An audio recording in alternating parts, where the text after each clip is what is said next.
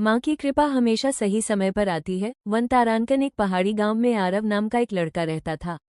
वो बहुत सीधा, शांत और मेहनती था, लेकिन उसकी जिंदगी में दुख ही दुख थे।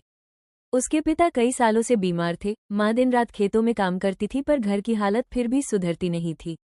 आरव की एक ही आशा थी, माता रानी।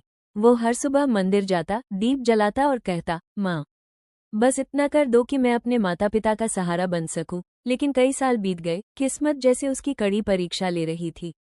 पुष्पनकाल एक दिन की घटना जिसने सब बदल दिया। एक शाम आरव बाजार से लौट रहा था। अंधेरा हो चुका था, पहाड़ी रास्ता सुनसान था। अचानक उसने देखा, एक बूढ़ी औरत रास्ते के किनारे बैठी कांप रही है। उसके पैर में चोट लगी थी। वो बोली, बेटा, मुझे थोड़ा पानी मिल जाए? आरव ने तुरंत अपनी बोतल दे दी और बिना संकोच उसे अपनी पीठ पर उठाकर गांव की तरफ चल पड़ा। रास्ता लंबा था, लेकिन उसने बूढ़ी महिला को घर पहुंचाने में एक पल भी नहीं सोचा। घर पहुंचकर बूढ़ी औरत ने कहा, बेटा, तेरी दया को माँ जरूर देख रही है, तुझे बहुत फल मिलेगा। आरव ने मुस्कुराकर कहा, मैं तो बस इंसानियत निभा रहा था।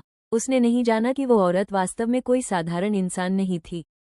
चेरी ब्लॉसम रात में चमत्कार। उस रात आरव बहुत थका हुआ था। नींद में उसे एक अद्भुत सपना आया। सपने में वही बूढ़ी औरत खड़ी थी, लेकिन अब वो सुनहरे प्रकाश में बदल चुकी थी और उसके सामने प्रकट हुई माता रानी स्वयं। उनकी आवाज गूंज उठी, बेटा आरव, तूने बिना स्वार्थ के मेरी सेवा की है। तेरे घर का दुख दूर होगा, तेरे पिता स्वस्थ होंगे और सफलता तेरे कदम चूमेगी। आरव भावुक होकर बोला, माँ, बस मेरे माता पिता खुश रहें। माता रानी मुस्कुराई, तेरा समय आ गया है। हिबिस्कस। अगली सुबह बदलाव की शुरुआत। सुबह होते ही चमत्कार शुरू हो गए। पिता की तबीयत अचानक सुधरने लगी। माँ का खेत में हुआ नुकसान पूरा भरपाई हो गया। गांव के बड़े व्यापारी ने आरव को अपने काम पर रख लिया। कुछ महीनों में वो शहर में बड़ी नौकरी तक पहुंच गया। हर पल ऐसा था जैसे किसी अदृश्य शक्ति ने उसके रास्ते की सारी रुकावटें हटा दी हों। Cherry blossom. सालों बाद आरव अब सफल था, लेकिन हर सफलता के पीछे उसे उस रात का सपना याद था। माता रानी की दिव्य कहानी। बिना नाम की एक गांव में एक भक्त रहता था। उसका दिल माँ दुर्गा के लिए अपार प्रेम से भरा था।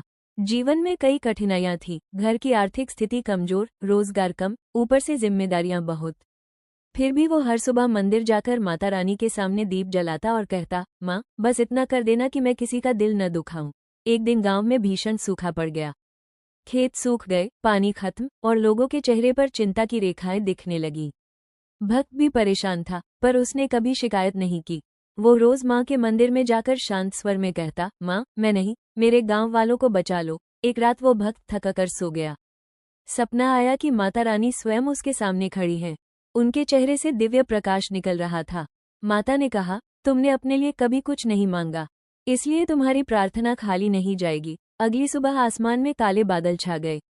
लोग इकट्ठा होकर चकित खड़े रहे। कुछ ही देर में तेज बारिश होने लगी। सूखी धरती फिर से भीग उठी। खेतों में हरियाली लौट आई।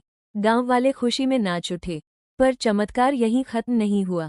गांव के मंदिर में माता की मूर्ति पर अपने आप सिंदूर की एक लाल चमक दिखने लगी। पुजारी ने कहा, ये माता की कृपा है।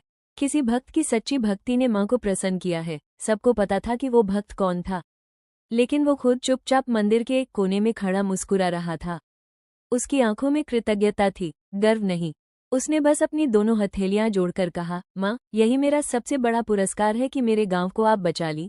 उस दिन से वो भक्त जहां भी जाता, लोगों की मदद करता, किसी गरीब को भोजन देता, किसी बीमार को दवा दिलाता। उसके मन में एक ही बात थी, माँ की सच्ची पूजा सेवा है। कहा जाता है कि तभी से उस गांव में कभी भारी संकट नहीं आया, क्योंकि माता रानी उस भक्त की निस्वार्थ भक्ति से इतनी प्रसन्न हुई कि उन्होंने पूरे गांव पर अपनी छत्र छाया रख ली।